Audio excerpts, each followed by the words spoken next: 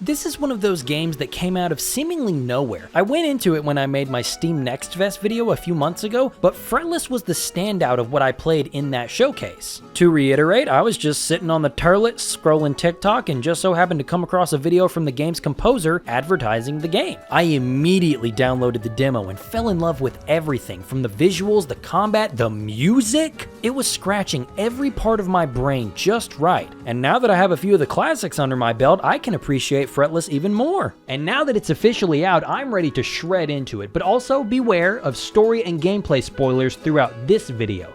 But if everyone else is all set, let's get going. This is Fretless, the Wrath of Riffson.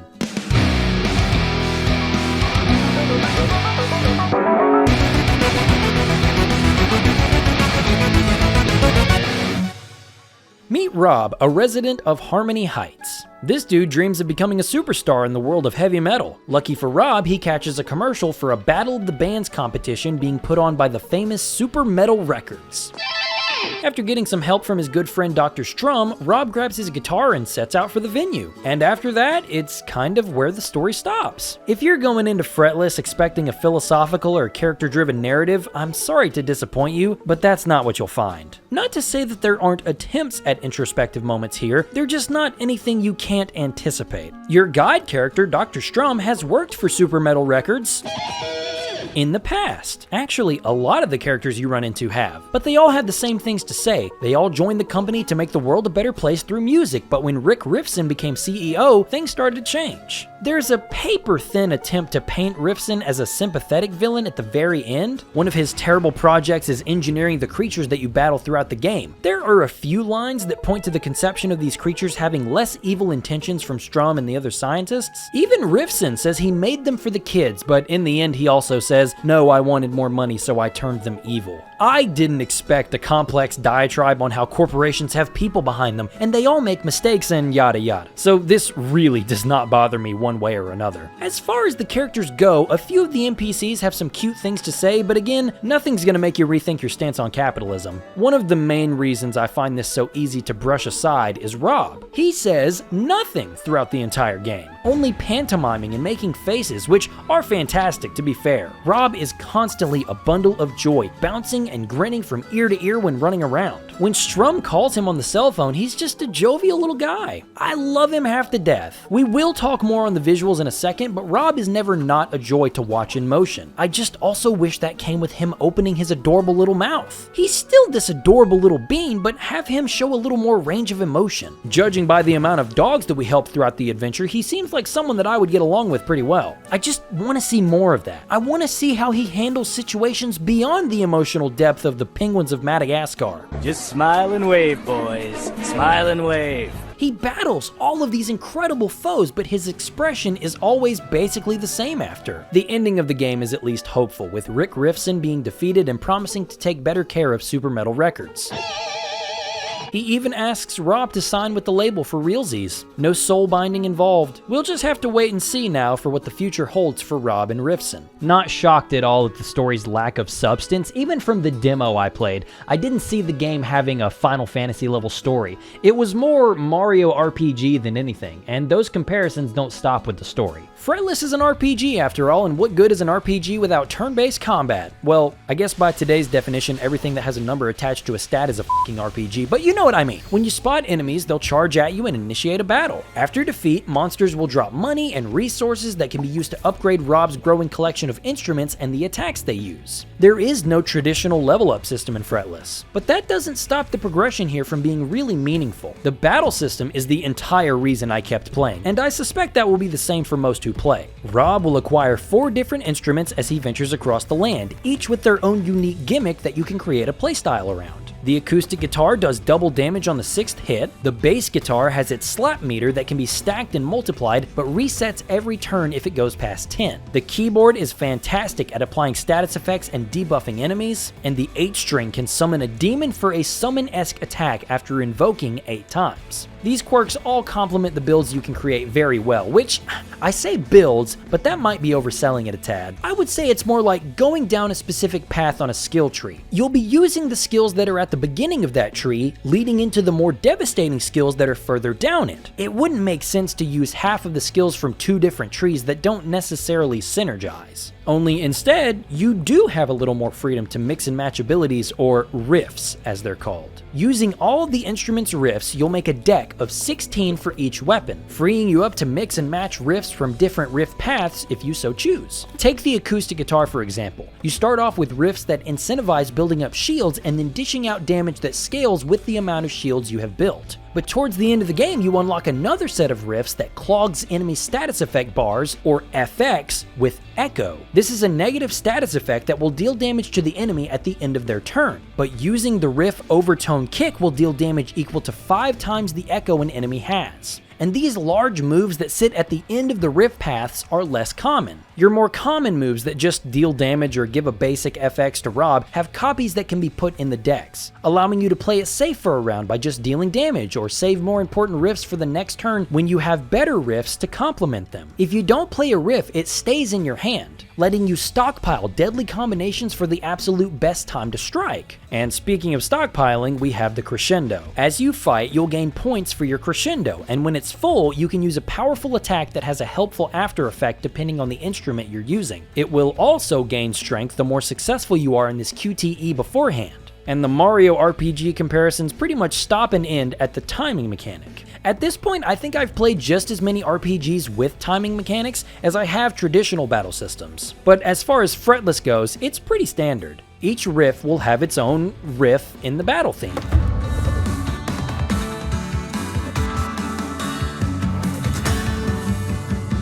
You'll need to become familiar with how your riff sounds and internalize their timings. Successfully timed riffs will increase their potency, and the same goes for enemy attacks too. Learning their timings will significantly reduce the damage done to Rob. None of the timings get as crazy as the stuff you would see in something like Expedition 33 if that game scared you. F you, Simon. Fretless is even less demanding than Sea of Stars, I would say. It's the only other game I really have to compare. Sea of Stars had more involved timings in its attacks, but I would also say the timing is more important to survival in Fretless. I mean, bosses have their own crescendo moves that you need to do well in, otherwise they'll make mincemeat out of you. Especially that Wrath of Riffson boss, that shit got crazy.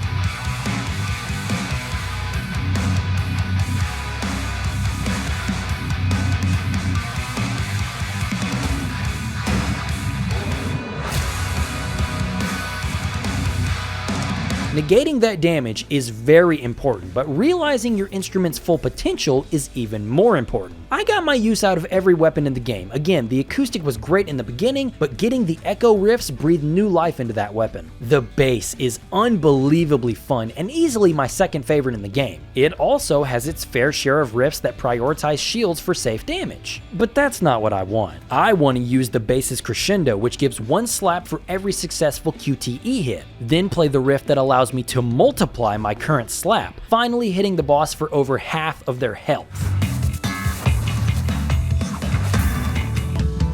The keyboard had some interesting prospects, but I honestly felt like I was too dumb for this instrument. Either that or the explanation could have been a bit more clear. I had a basic understanding of it, flooding my enemy's FX bars with debuffs and then using additive synthesis, which would upgrade an FX on the enemy's bar to make it more damaging. By stacking all of these different buffs and upgrading them, I was able to passively take enemies down from time to time. But I never felt like I figured it out quite like I figured out the 8 string. Its starting riffs were all about the invoking mechanic, getting that number in the top left up to 8, and then watching the summoned demon attack the last targeted enemy. And it was okay. I didn't hate it, but the bass still had my heart at this point. That all changed when I found the riffs dedicated to bonding. Essentially, Rob intentionally takes damage, but the more damage he takes during his turn, the more he can dish out. And it didn't take long for this to become very strong. It isn't hard for your hand to have Ritual Bond, which makes a target lose health when you do, and if you upgrade it, they take damage until your next turn, so any damage they deal is reflected to them, but then you can play Blood Overdrive, which knocks off 30 of your own health, finishing with Metalcore, which deals damage equal to 5 times the damage Rob has lost on this turn. And damn, does this give some crazy results.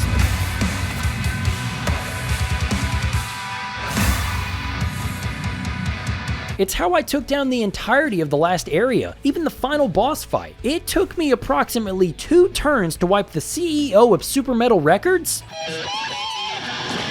Rick Riffson's last form. Again, I don't think it's particularly hard to come up with these combinations of riffs and passives to melt the bosses like this. I'm certainly no expert on RPG builds. Check my ongoing Dragon Quest retrospective for proof of that. But there are other tools that you can find for customizing how Rob plays. To speak on the world design quickly though, the dungeons as a whole aren't anything I would really call attention to. They never go beyond what's asked of you in the first hours of the game. Relatively flat and uninteresting as far as layout goes. There are a few environmental puzzles that you'll come across which do offer worthwhile rewards, but you won't be scratching your head to figure them out. Can you clear a block puzzle that wouldn't be out of place in the first generation of Pokemon games? Then congrats, these will just be speed bumps for you like they were for me. I would much rather what Fretless gives us now than the jumbled mess that we would find in something like Sonic Chronicles. Again, simple should not be equated to bad or mediocre content here. The dungeons and the small distractions contributed to the battles by giving you cool stuff like pedals. You can equip 3 at a time, offering passive bonuses to Rob independent of what instrument he has.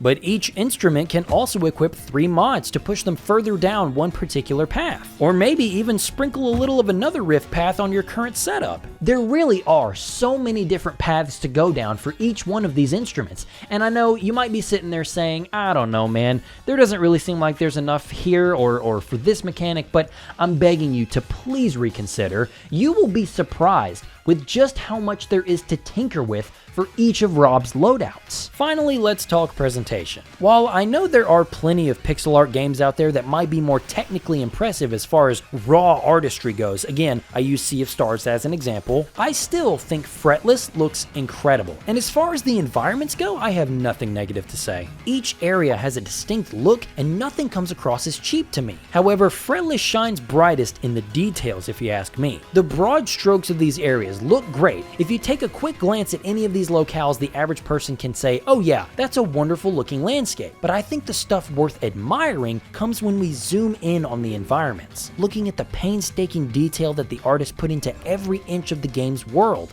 It's all breathtaking. And I'm no artist myself, but I can recognize when art has a lot of attention paid to it, which is even more evident in the animations. This was an aspect that I couldn't help but fall in love with as early as the demo. The way Rob moves in every single one of the attack animations is so satisfying to watch. The complex and fluid ways he moves gives me similar feelings to when I watch a well-animated fight scene. You think to yourself, man, how the hell did they get the movements on the characters so smooth? The only answer to that question I can think of, by the way, is pure talent. The enemies have attacks that look fluid too, sure, but nothing on the level of the Rift's animations. The little animated moments for the story progression look great too. Parts of the environment that move independently of Rob are awesome. There might have been a few moments where something could have had a bit more shading or maybe an animation looked a tad stiff, but I easily look past all of that for how visually solid Fretless is as a whole. And oh my god, the soundtrack. It certainly has its style and it rarely deviates from it. You won't find any epic bombastic score, no smooth jazz, no triumphant trumpets backed by a choir. It's all alternative rock, some moody synth ambiance, some keyboard pieces, lots and lots of heavy metal tunes, and even some xylophone thrown in there for good measure. It's got plenty of great cuts, lots of tunes contributed by popular artists in the space. I was so stoked to see Yvette Young on the track list. I've been a fan of her band Covet since I saw them opening for Dance Gavin Dance back in 2019. And it was such a surprise getting to the end of the game and seeing her in the game talking to Rob. I'm not familiar with every artist that contributed, but no one missed here.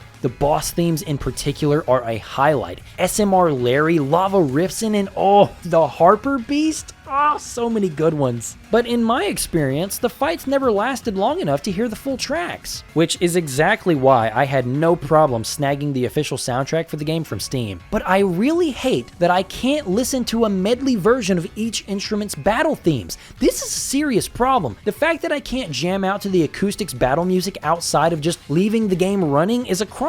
If any of the crew are watching, please release a deluxe version or just add them to the digital album on Steam. I need those battle melodies, bro. Fretless was a lot of what I expected it to be, but also a lot of what I didn't expect. Take this door as an example. I'm going somewhere, stick with me now. I found this earlier in the snow area and guessed it would have been something I needed to come back to at a later point, maybe even a post-game challenge, but instead I'm given a key at the end of the same dungeon and a shortcut directly to the door before the dungeon boss. Initially, I saw this as a bummer, but after it was said and done, I was more glad than anything. It would have been cool to have an extra late game challenge, but I appreciated this moment for its convenience. Fretless is just convenient in a lot of ways. Constant access to fast travel means no annoying backtracking. After losing to a boss, you respawn with full health and the opportunity to change your instrument. Rob can buy more potions than he would ever need and then go into battle with them, free to recover 30% of his health without sacrificing his turn. All of this stuff does make Fretless a pretty easy RPG, and as someone who likes a challenge, I do hope we get a hard mode or a new game plus as a free update. But I also think this makes Fretless extremely approachable. It wasn't a walk in the park. Some of the bosses really do give you a run for your money, but it's also not back-breaking. It took me a little over 8 hours to finish Fretless, and I'd bet you could shave an hour off that if you try. It's incredibly easy for me to recommend it to you for how charming, comfortable, and surprisingly fun it is to break the battles. I am very happy to have played Fretless, and I think this is the kind of game that can be a good stepping stone into the RPG genre, or just a quick palate cleanser if you're in between some big AAA time sinks right now. Sure, I have a few gripes with it, but it's nothing that'll keep me from enjoying the game and recognizing the shit ton of charm it has. It's got so much ragtag spirit, and I really hope Ritual Studios can come back together to make another game. Whether that's something else entirely or a sequel to Fretless that improves on everything to make an even more sick RPG, I'm game for whatever. I'm ready for a franchise, everybody. Fretless 2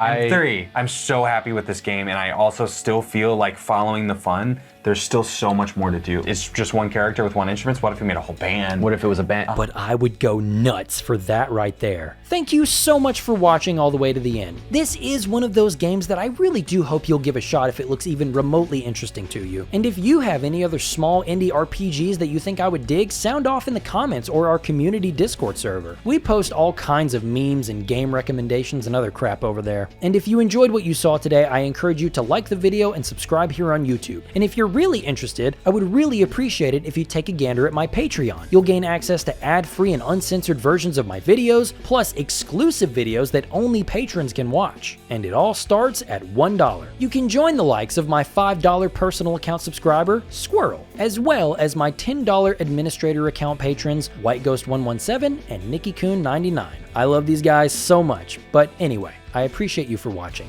So thanks for stopping by and have a great day.